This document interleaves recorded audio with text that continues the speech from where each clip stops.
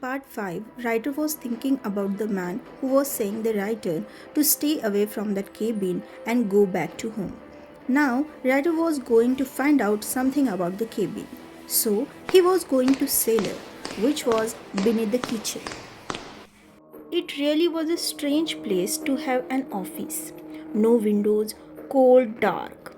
I needed to investigate it further, I thought. I finished my dinner and placed the dishes in the sink. Before I checked out the cellar, I had to put some more wood on the fire. You could really start to feel that this was an old place, not great insulation, especially in weather conditions like these. If the fire went out, it would get real cold in here, real fast. I went out into the living room. The fire was almost dead already, red embers glowing. It was dark. In the window by the front door, the same window that you could see in the painting over the fireplace, was an old ugly lamp with a dark orange lampshade. I went over and turned it on. It flickered a bit but lit up after a while. It didn't do much to illuminate the room though. It seemed its light only reached as far as the window and back, turning that small part of the room seekingly orange. I went over to the fireplace and found two big logs in the basket next to it. These will do fine, I thought, and tossed them on the fire.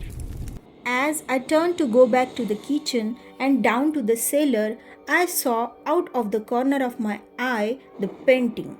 There is a light in the window, I remember thinking. I did a double take and looked over there again. No, there is no light. There is no woman and no light.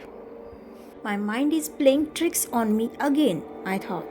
Must be all this fresh air or internet abstinence or something. I went back into the kitchen and rolled up the carpet to reveal the hatch underneath. I grabbed the handle and pulled it open again.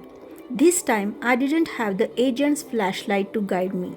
I had to take the oil lamp with me. It didn't light up anywhere near as well as a flashlight, but it was better than nothing.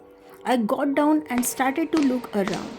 The desk was an old massive wooden desk, oak I think. How on earth did they get this down here through that narrow hatch and that steep staircase, I wondered.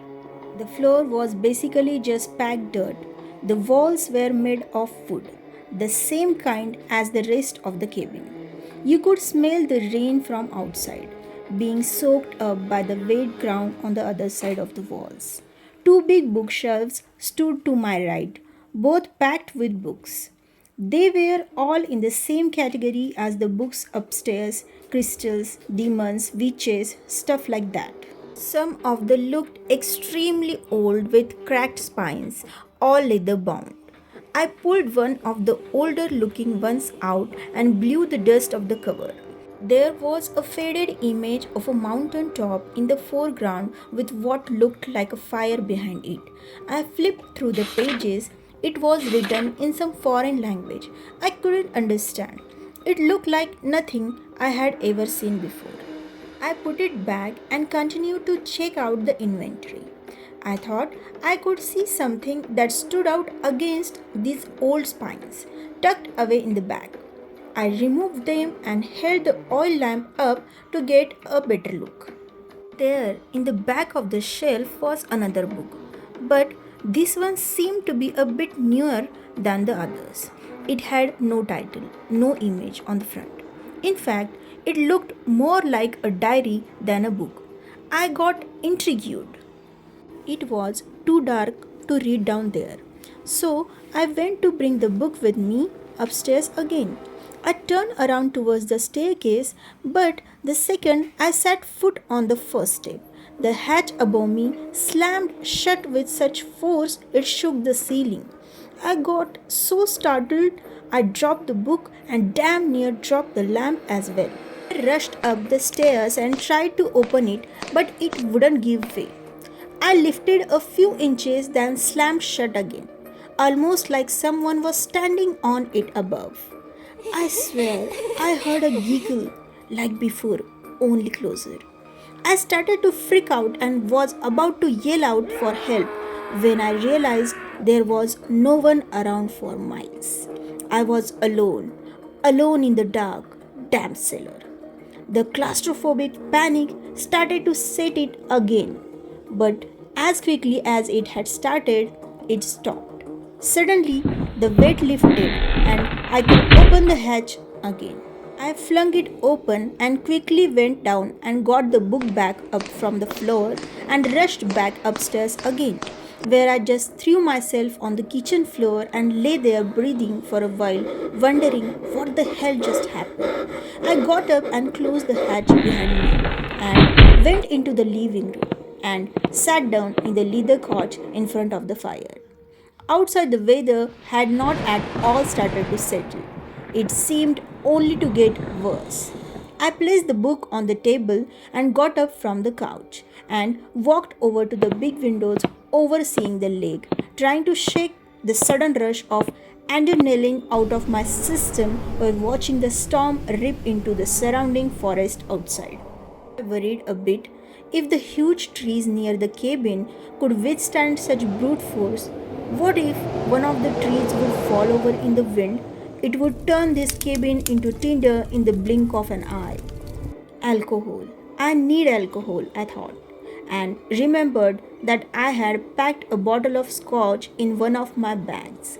I got it out and found a glass in the kitchen. I poured myself a real generous drink and went back to the couch and took a big sip. Was it all in my head? Was I imagining? Was I freaking myself out with all these incidents?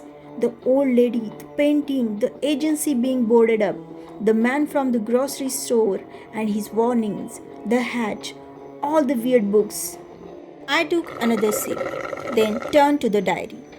I open it up and read the first two sentences. I am writing this so that people will know what happened and what drove me to do what I did. I am writing this as a warning so that no one else will follow in my footsteps, it said. I continued. But if you are reading this, chances are it's already too late for you.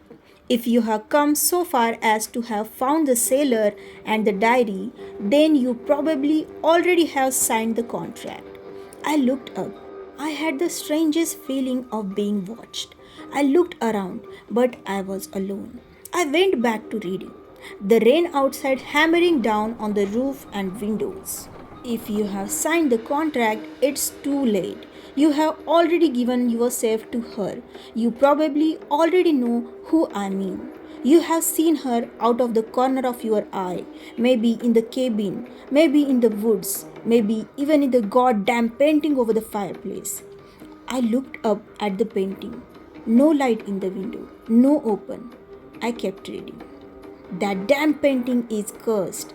I threw it on the fire only to find it back on the wall the next day. And that was just the start. I tried to get away, but it was pointless. No matter how I tried, I still ended up where I had started, in that fucking cabin. I have now realized that there is only one way out. Tonight, I am going to end it myself. I will hang myself in the cellar. I won't let her win. She can't have me, or my soul, or whatever it is she wants from me. I am going out on my own terms. I am sorry to say, but if you are reading this, you are probably going to want to do the same soon. I shut the book hard. Who wrote this diary? A previous owner or someone else? Now, what happened with the writer? Let's see in the next part.